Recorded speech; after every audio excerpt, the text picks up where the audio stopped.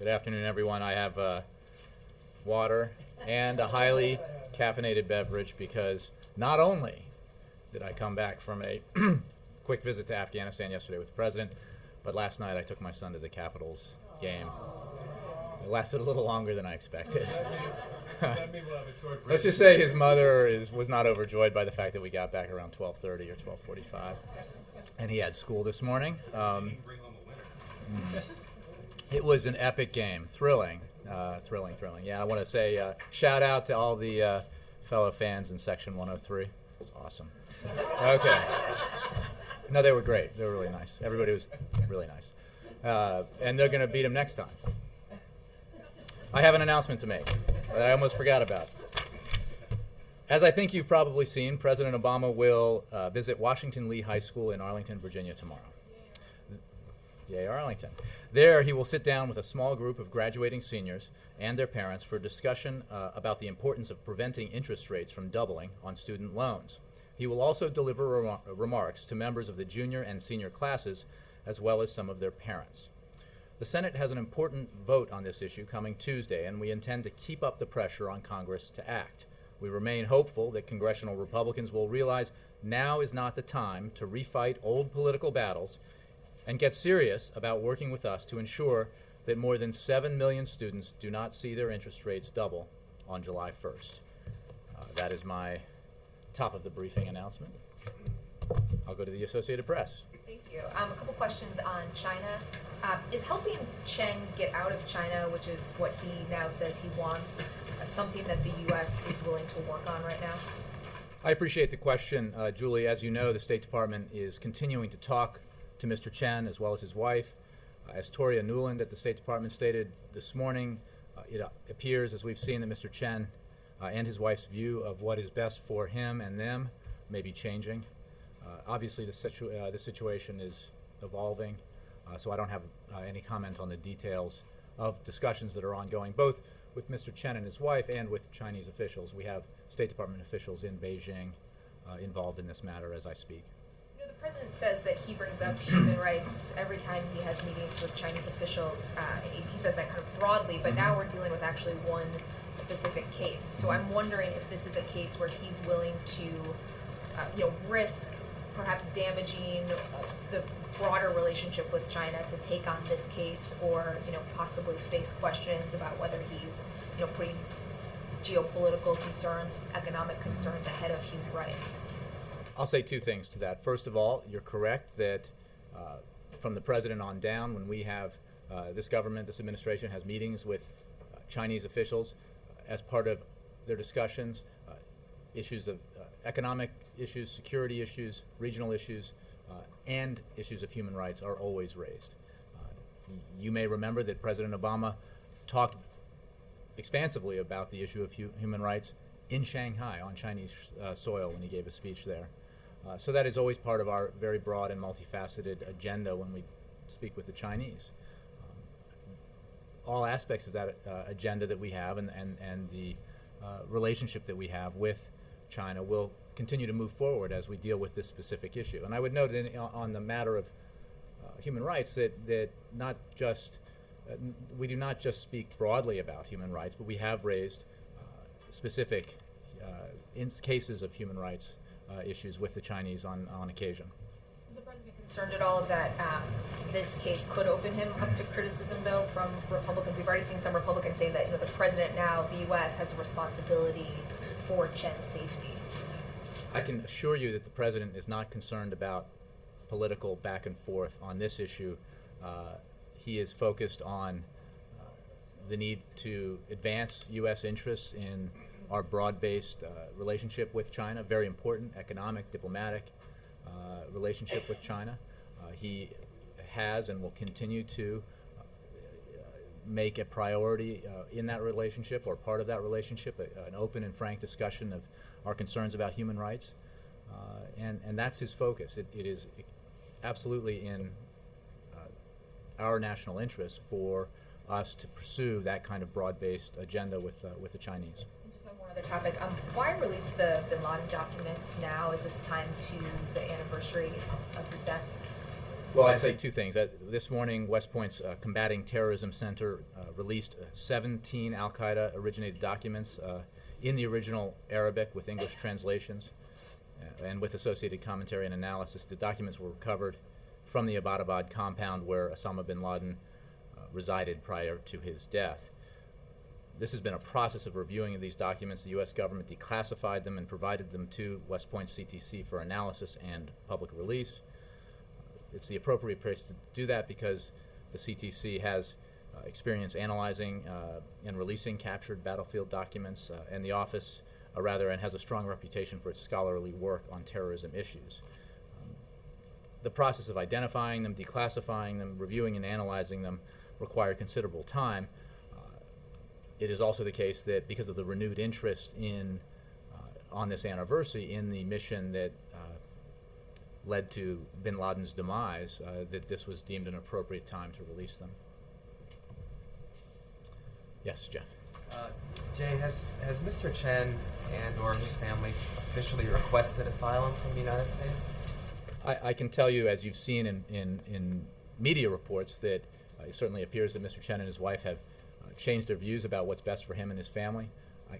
I think, as the State Department has made clear in the discussions that Mr. Chen had with officials, State Department officials at the embassy, he reiterated his firm desire to stay in China, to reunify with his family in China, to be relocated, and our efforts on his behalf were in accordance with those wishes to try to achieve those goals for him in our consultations with Chinese officials.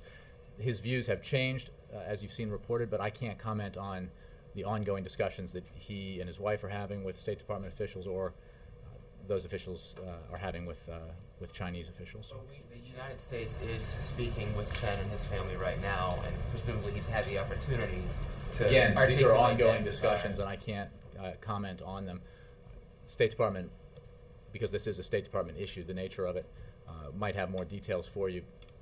Although because these are ongoing, I'm not going to. It would be inappropriate to give a play-by-play of those conversations and consultations. Comment on what the nature of the assurances were from the Chinese government that he would be safe before he was released from the U.S. Embassy? Well, the State Department will have more details for you on that. I can tell you that Mr. Chen repeatedly made clear that his desire was to stay in China, to reunify with his family, and to relocate. As part of that, we, on his behalf, had discussions with Chinese officials. Our U.S. State Department officials in Beijing had conversations with Beijing officials to receive assurances, and did receive assurances that that he would not be harassed upon release. And we made clear that we would continue to monitor his case and be in touch with him as time moved on, so that we could raise concerns if there were concerns that needed to be raised. Beyond that, I would refer you to the State Department. Is the President concerned that this particular issue could have a wider impact on overall U.S.-China relations? As I said to Julie, we have a broad-based relationship with China that is multifaceted, that has an economic trade component, a security component, a regional component, as well as a human rights aspect. And it goes beyond that even. And we are pursuing that relationship across the board, and we will continue to do so. This is obviously a case that's gotten a lot of attention, fairly high profile, fairly exceptional, and we are working on that issue. But even as we do, we of course have a very broad relationship with the Chinese that we are continuing to pursue. Yes, Jay. Mr. Chen has made it clear that he wants to, in many interviews with reporters, that he wants to leave China with Secretary of State Hillary Clinton. Is the United States willing to take him? Well, as I said previously, Jake, there are ongoing conversations happening, both with Mr. Chen and his wife, with Chinese officials. Those conversations are being conducted by State Department officials in Beijing. I simply can't give you updates on the nature of those consultations asking for, or what their outcome might be. No, is there a willingness? That's well, again, I'm for questions about, and hypothetically, seeking of political asylum, you would have to go to the State Department. We are not, at the White House, that is not an issue that we handle here. That is a State Department issue. And questions about political asylum and how it can be requested would be appropriately addressed there at the State Department. We are in conversations now, not we, the State Department folks in Beijing, and I simply can't give you a moment-by-moment update on that, but as we have more information, or as the State Department has more information, they will make it available. What is the response of the White House to allies of China, human rights activists, who say that it appears that the U.S. has left him behind, abandoned him? Well, Ambassador Locke spoke about this, as well as Toria Nuland at the State Department. It's simply not the case. Mr. Chen made clear in his conversations with officials in Beijing that he wanted to stay in China, was very clear about that he wanted to reunite with his family in China and to relocate in China. And acting on that expression of his wishes, State Department officials consulted with Chinese officials and reached the agreement that was reached. But is it not true that before Chen had his change of heart, that the U.S. had thought that there had been some sort of meeting of the minds? The Chinese government had assured the U.S. that he would be able to relocate, that he would be safe, and then domestically within China, the Chinese government put out a statement that suggested no such thing, that the United States was acting in a way that was inappropriate.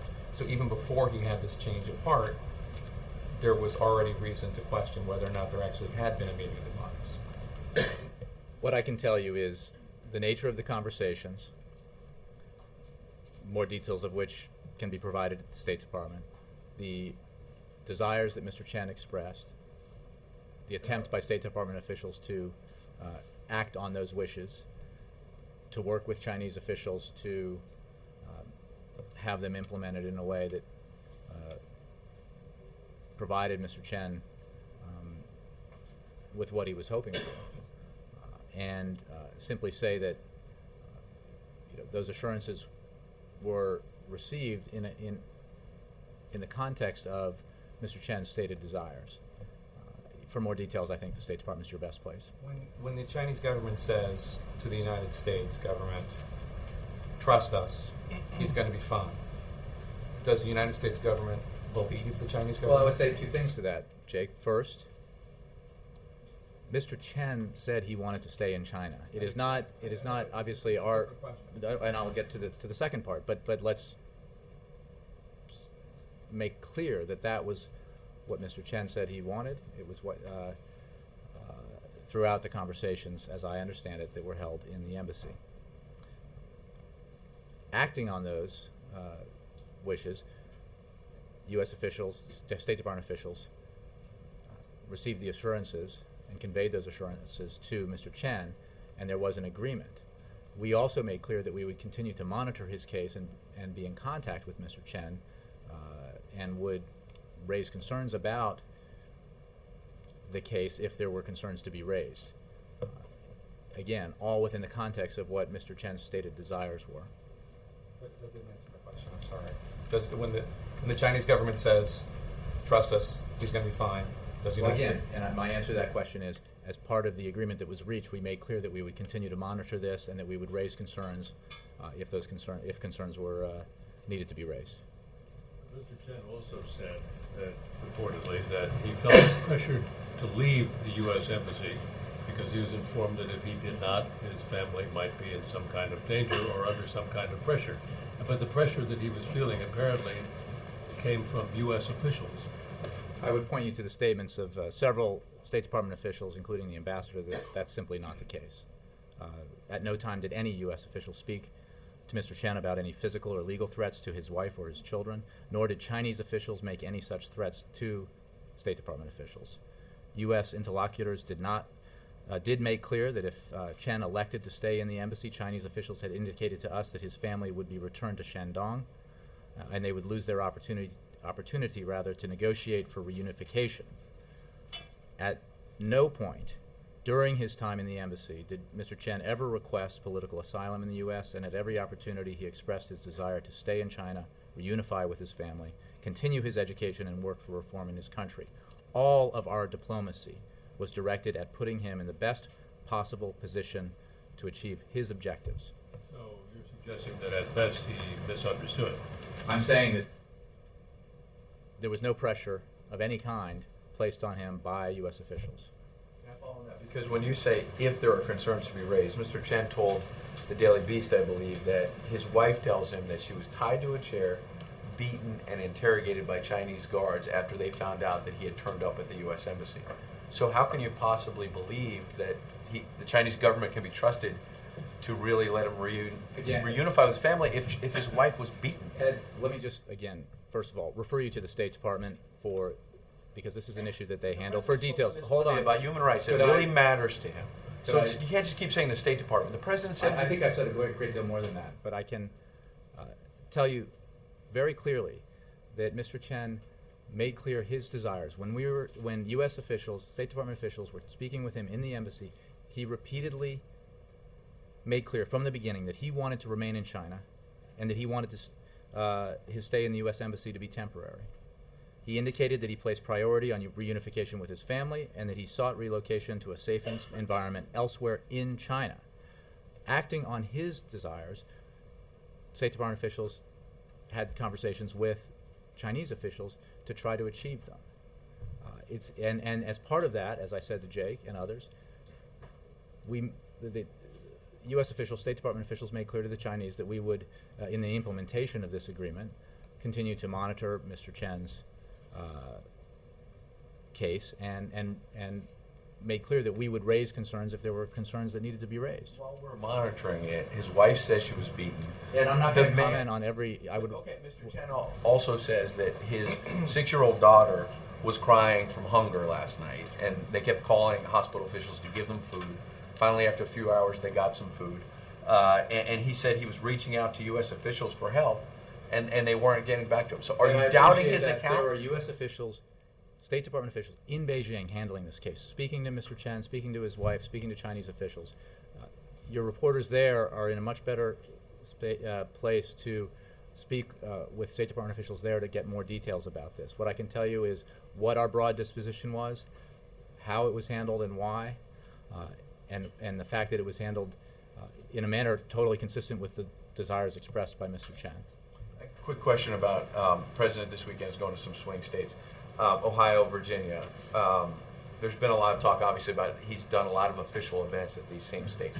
What will be different this Saturday when he holds these campaign rallies than all of the trips he's already taken to Ohio and Virginia? How do you see it as well? He's taken a variety of trips to those states and others to talk about specific policy issues, to call on Congress to act, for example, to prevent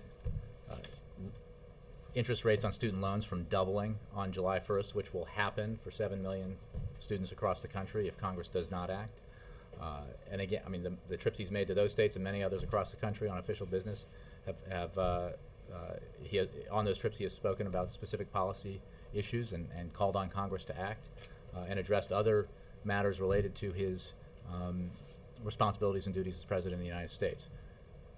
I would refer you to the campaign for more details about Saturday's events. Events in those two states are campaign events, and they are campaign rallies. And I think they will be reported on accordingly. Last thing on this, Ohio specifically, unemployment rate there is actually better than the national average. It's 7.5%. So by that statistical measure, it's gotten better under the president. And yet this Quinnipiac poll that came out today suggests that voters in Ohio believe Mitt Romney would do a better job in handling the economy. My question being, when the president goes to states like this, how does he convince the American people that the economy is getting better when some of them are saying Mitt Romney will do a better job, even though the unemployment rate has gotten better in that state? For specific campaign questions about the he goes to Ohio race a lot. itself, I would refer you to the re-election campaign. For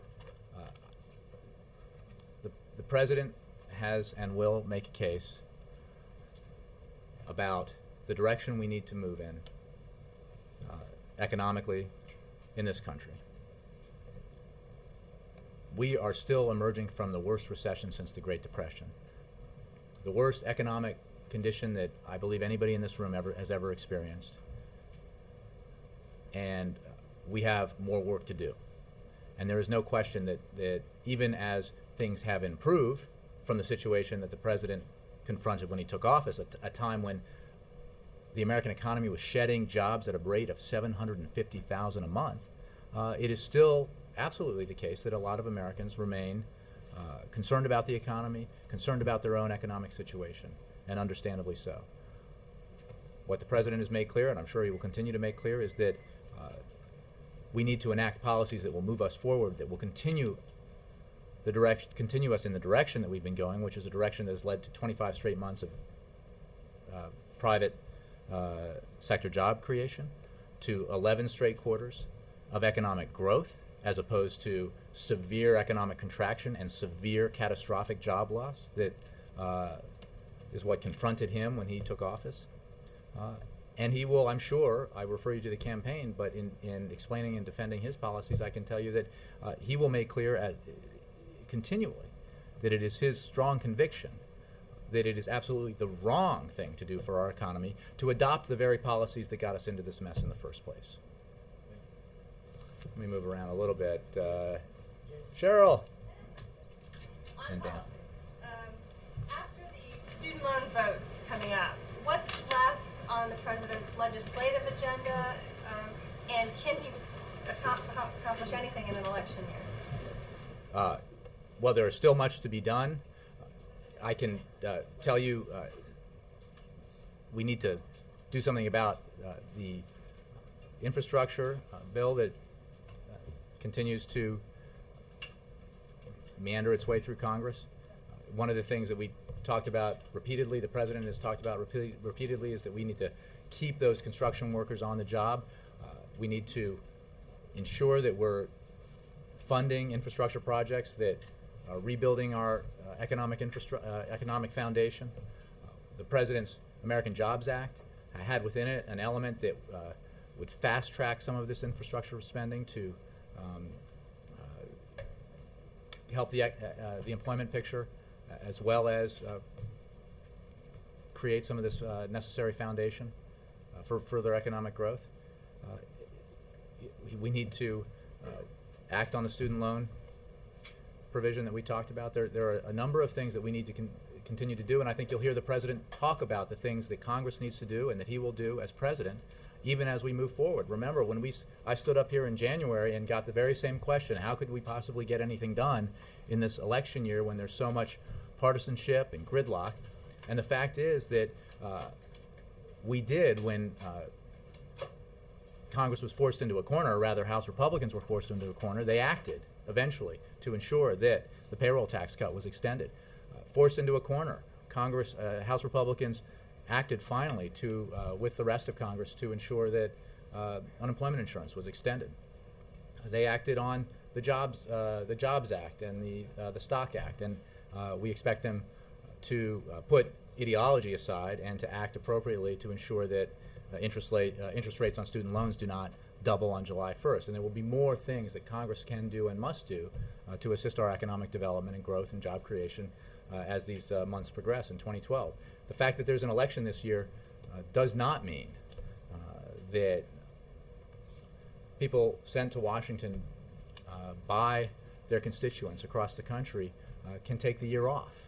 They need to do their job, and the president is eager to work with them and get the things done that will help the economy grow and help it create jobs. Dan. Back to China. Was the White House shocked, surprised by Mr. Chen's change of heart? The White House, the president have been updated on developments in this matter and kept abreast of them. I wouldn't characterize anyone's reaction to it. So these discussions that you were talking about, the ongoing discussions, are they complicated at all because of the fragile relationship that the U.S. currently has with China? We have a very broad and deep relationship with China that encompasses a number of areas. I don't think I would agree with the characterization you just gave it. The fact is, we have a relationship with China that ensures that we can act on in areas where we agree, and we can be frank and clear in areas where we disagree or we have differences. And that kind of dynamic, normal relationship is essential when you are talking about the United States of America and its engagement with a country like China. So, as I said earlier, this is obviously a case that has garnered a great deal of attention and is getting due attention from State Department officials. But it is also the case that we are continuing to pursue our broad agenda with China on a whole range of issues. And on the Bin Laden documents, when were they declassified? Did that happen several months ago, and then they essentially sat on them to be released this week? I think I gave the description of that process. I would refer you to, well, I can take the question, and perhaps West Point and the CTC there can give you more details about their process of once they were declassified and analyzing and commenting on them and then the release. But clearly, as I said, I believe in answer to Jeff or Julie, I can't remember, that the fact that there is a renewed interest in Bin Laden because of this anniversary was an element of why of the timing in releasing them. I think this is, as the president said, I think the other day, that this was a highly significant moment in our recent history. The mission to take out Osama bin Laden, the man who had was the mastermind behind an attack that took nearly 3,000 American lives on September 11th, 2001. And it's a reflection, that mission was a reflection of the extraordinary capabilities as well as the sacrifice and service of our men and women in uniform and our men and women in the intelligence community. And the president is extremely appreciative for the professionalism that the success of that mission represents. It is also the case that Al-Qaeda remains a threat to the United States. Al-Qaeda remains, the defeat of Al-Qaeda remains the principal objective of our mission in Afghanistan. And it is a continuing story. And the documents that were able to be declassified and released help provide information to Americans and people around the globe about the state of Al-Qaeda when bin Laden was taken out, the fact that organization was under a great deal of stress, had been diminished, but remained a threat and remains a threat. Let me go to Margaret. Thanks. Jay, on the question of Terrence Flynn, this Republican member of the National Labor Relations Board, who's been facing allegations over ethics violations, does President Obama have the power to remove Flynn from the NLRB? Does he think that Flynn should go, and what's going to happen? I think you've been in contact with my office on this, and I just don't. We've been looking into this, and I don't have an answer for you right now. I'll take that question if I could. May I ask another question about Chen then? I'm going to attempt to follow up on Jay's question. So the State Department is handling the question of Chen, and I guess I'm wondering if you would address whether the president has weighed in yet on what he thinks should happen, or whether he's just in a mode of getting updates from state and is waiting for a formal recommendation from state before he makes, ultimately it would be his decision if he wanted it to be. So where does that stand? Well, the State Department handles issues of political asylum if that is an issue here, first of all. Secondly, I'm not going to give a play-by-play of the president's internal deliberations within the administration or the White House specifically. So I don't have anything for you on beyond the fact that the president has, of course, been briefed on this and kept updated about developments. Kristen? Clarify that the procedure for asylum, for such a high-profile case, you're saying that the president wouldn't have to... No, I'm just simply saying that questions about political asylum are not appropriately addressed from the White House. They are handled at the State Department. And I would ask the State Department your question that you just asked. Again, I would address that to the State Department. Kristen? Thanks, Jay. As you have said, Mr. Chen told State Department officials that he wanted to stay in China. But given... I said that I've seen reports of that. Yes, and given sort of the traumatic several days that he had leading up to that, is there any concern that this was rushed, that perhaps State Department officials should have given him more time to make this decision? I would refer you to the State Department for the details of the conversations. Ambassador Locke has spoken at length about this. State Department spokeswoman has spoken about this. Secretary Clinton has put out a statement about it. I think they have provided a pretty clear picture of the conversations, the circumstances, the agreement that was reached, and the assurances around that agreement. I would refer you to those statements. And I've read those statements, but the question is the White House at all concerned that perhaps this should have been given more time? The White House we've been kept updated about this. We're obviously aware of the fact that Mr. Chen and his wife have expressed a change of view in terms of what they believe is best for him and his family, and we're working with him, discussing with him in Beijing. Officials there are discussing with him and his wife, what next steps might be taken, and consultations are taking place with the Chinese. But I just don't have any details about any new developments. Jay, shifting to Syria quickly, Syrian forces raided a university on Thursday. It's another sign of sort of the ongoing violence despite the truce that was implemented and the UN monitors that are there. Is there a concern that those steps just aren't working? Well, we do condemn the raid overnight of a peaceful student protest in Aleppo that was met with live gunfire, beatings, and the arrests of scores of people. These kinds of acts, which are now routine, lay bare this regime's illegitimacy, and they underscore the urgent need for a political transition. Now, we continue to hope that the Annan Plan succeeds, and we are working to support it in every way possible. However, it is clear, and we will not deny, that the plan has not been succeeding thus far, and that the regime has made no effort to take any of the steps required under the Annan Plan, including moving toward the implementation of a full ceasefire. If the regime's intransigence continues, the international community is going to have to admit defeat and work to address the serious threat to peace and stability being perpetrated by the Assad regime. If that takes place, we will work with the Security Council, our counterparts on the Security Council, as well as outside the Council as needed, and that includes obviously with the Friends of Syria, the broader group of nations that support the Syrian people. Political transition is urgently needed in Syria. It is certainly our hope that the Annan Plan succeeds. We remain, based on the evidence, highly skeptical of Assad's willingness to meet the conditions of that plan because he has so clearly failed to meet them thus far. Mara, and then Scott, and then Mara. Just another question on Chen. You said to Jake you wanted to put Chen in the best possible position to realize his objectives.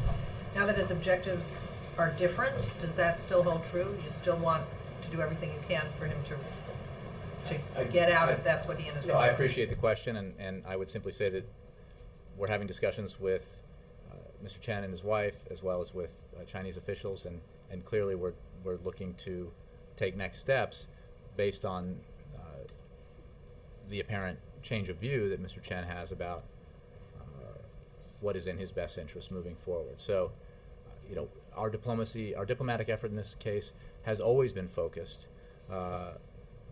at, as I said before, and you quoted me saying, putting him in the best possible position to achieve his goals, the goals that he stated repeatedly. And I understand that he may have viewed, and we are having those discussions. I simply can't give you updates on the nature of those conversations, and certainly can't predict to you their conclusion while they're happening. But you don't want to create. I don't know if you want to dispel the impression that you might be trying to convince him about what might be best for him. You're just trying to. That was what kind of hovered over the discussions in the embassy. Well, you're characterizing something that I think you're guessing at, but we've made clear, the ambassador has made clear, and others have made clear about what those conversations contained, and I refer you to the State Department. A State Department team is actively engaged in this process, and they would have the most detail on it. And I would simply say that all of our actions have been aimed at putting Mr. Chen in that best possible position to achieve his goals. And now that he's expressed a change of view, we're continuing to have conversations with him about how to move forward. Scott. I know you said you wouldn't give a play-by-play, but will you tell us if the president's spoken directly to Secretary Clinton about this? I don't know that he has, whether he has or not. He's certainly been briefed and updated by staff here, national security staff. Has he spoken to any Chinese officials here or there about Not that this? I'm aware of, no. And has he considered making any public remarks on this? There's some sense that the president Well, I might have believe he was his asked about it. expectations. He was asked about it, but I have no scheduling announcements to Do you make. believe there's any value in him setting out his expectations, what he expects from the Chinese government in I think I relation will to the Chen family? allow these ongoing consultations and discussions to take place and point you to those for now. Mark? If I could focus on the early part of the Chen episode for a moment. The decision to actually go out and get him and bring him back to the embassy involved sending out a vehicle which was then involved in a high-speed chase with Chinese security. One senior U.S. official has characterized it as a sort of a Mission Impossible operation. I'm just wondering whether there's any concern that so aggressively acting on behalf of someone, going out into the city, allowing cars to be chased by local security officials, sets some kind of precedent for how the U.S. deals with dissidents. You've now had 2 high-profile cases of people being at U.S. Facilities in the past 6 months. They're very different cases, but in this case, the U.S. very aggressively went out. Does that set some kind of a precedent? Well, I think those are very interesting questions, Mark. I would note at the outset that cases of dealing with dissidents, cases of requests for political asylum, there are procedures and processes in place at the State Department to handle those, and I would refer you there for those policies and how they take shape and how they're implemented. As for the details of this rather extraordinary case with exceptional circumstances, I think Ambassador Locke has discussed it, and I would point you to his comments. This is, as he has said and others have said, an extraordinary situation with and an exceptional case. He was a high-profile dissident who was seeking medical attention, and he was provided that attention at the embassy. Is there any thought being given to, in light of the extraordinary nature of this case and of the Wang Lijun case a few months ago, of a review of these rules and procedures? Well, I think, again, those are rules and procedures that are developed and implemented by the State Department, and I would refer you to them for that on that question. Jared? I know you said the president, or you said you didn't know if the president spoke with Secretary Clinton. Has he spoken to Ambassador Locke? I don't have a list of all of his conversations. I'm not aware that he has, Jared, but I don't give routinely a list of his daily conversations. I can just simply tell you that he's been regularly and adequately updated on the situation and had briefings and consultations on it. And more broadly, what do you think this says about China in general, about the Chinese government?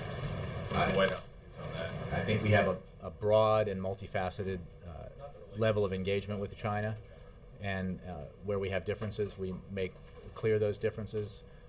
We discuss them openly with Chinese officials, and that will continue to be the case. Stephen? It's interesting that Tom Donilon is going to be in Moscow a couple of days before the inauguration of Putin. Is he carrying a message from the president? What is his mission there? Well, he's there to have discussions on a broad range of issues. We have, as part of our relationship with Russia. So I don't have a specific list of them, but he's going to be having discussions again on the broad range of issues that we engage with we engage on with the Russians. Does the White House have a sense yet of how the new Putin administration will treat the whole idea of a reset? I would say 2 things. One, the president addressed this when he met with President Medvedev recently in Seoul. I think he was addressed that issue also as when they met they had a bilateral meeting in Hawaii, if I'm not mistaken, as part of his Asia trip.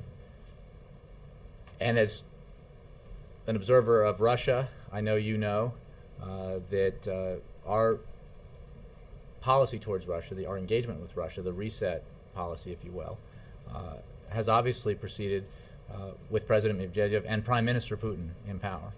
And we will continue to pursue our relationship with Russia in accordance with our interests, and where we have disagreements, we talk about them openly and clearly, and we continue to pursue, as we have for the past 3 years, areas where we can enhance and deepen our relationship and work together internationally on issues, whether it's Iran or Afghanistan, and I think that will continue.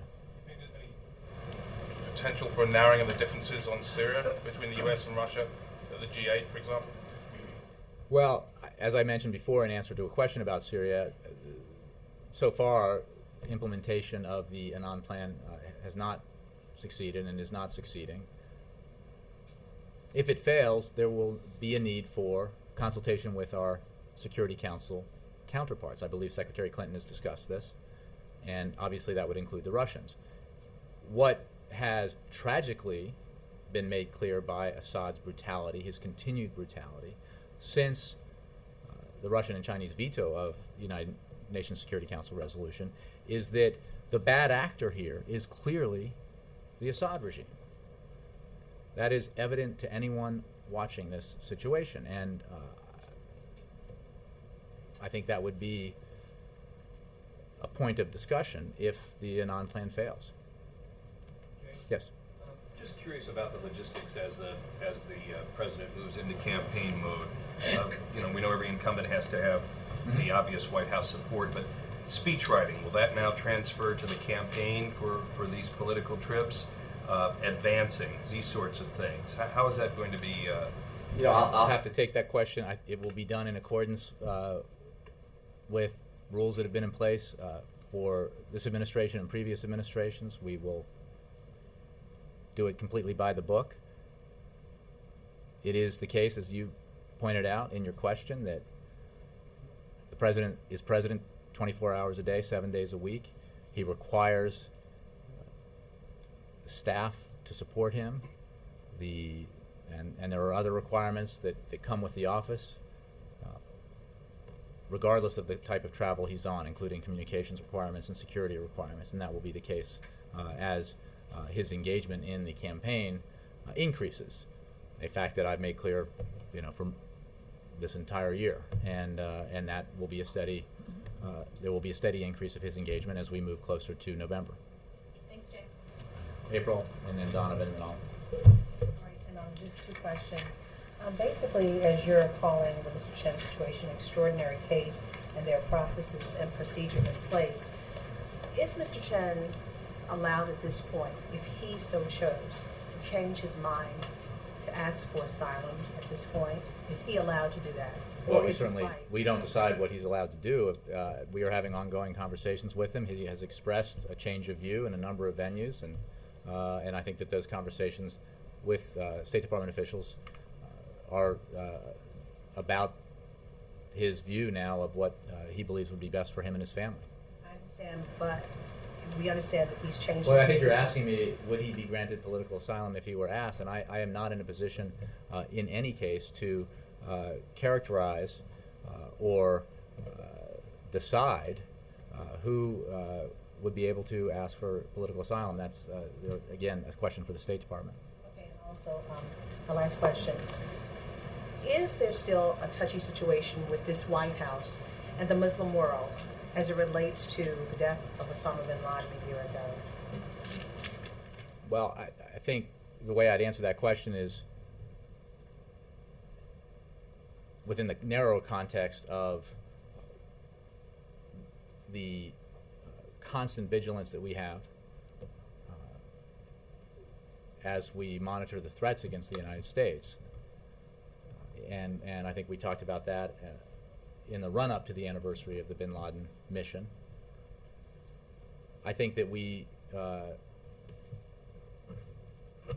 continue to engage. I mean, that's sort of the narrower aspect of what, because you asked about the bin Laden mission, did that create any increase any threats or risks to the United States? And I think, as we talked about in the run-up to the mission, that as part of his regular meetings on Homeland Security with John Brennan and others, he was updated on steps that were taken, both seen and unseen, in anticipation of potential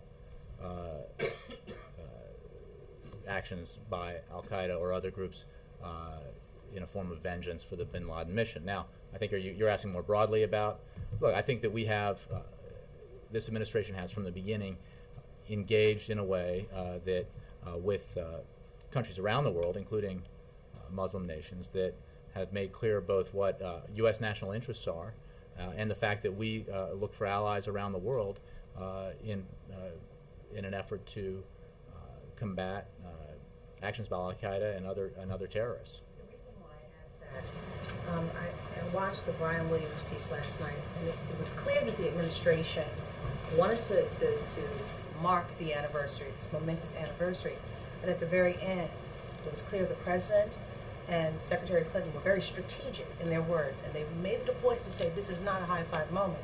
They're very strategic in how they parse their words to talk about the occasion, the momentous occasion of the fact that he is no longer a threat to this country. Well, I think as President Obama's predecessor also made clear, our fight here is with Al-Qaeda. It is not with Muslims. It is not with a particular country. It is with the terrorists who attacked us and who threaten the United States and our allies around the world. And I think also the comments that you cite reflect the fact that we know clearly and have made clear repeatedly, both in comments by the president and statements by other officials and in the implementation of our national security policies in Afghanistan in particular, that Al-Qaeda remains a threat. And while the removal of Osama bin Laden from the battlefield, as well as other senior leaders of Al-Qaeda, were very important accomplishments in the goal of completely defeating Al-Qaeda, that goal itself has not been reached yet. And that's why we have to keep the fight up, and we have to keep the pressure on Al-Qaeda and its affiliates, and we have to remain vigilant. Donovan, I promised you, and this is the last one. Sorry, guys. Thank you. I'm actually going to follow on Mark's question a little bit on the beginning of the Chen episode, and Ambassador Locke did describe today this kind of mission impossible operation that the U.S. undertook to bring him into the embassy. And my question is, did the president approve that? Again, I don't have a blow-by-blow of the conversations that the president had. I would refer you to the comments by Ambassador Locke, who is obviously very engaged in this issue and spoke publicly about it, but I just don't have any updates for you on that. Thank you very much.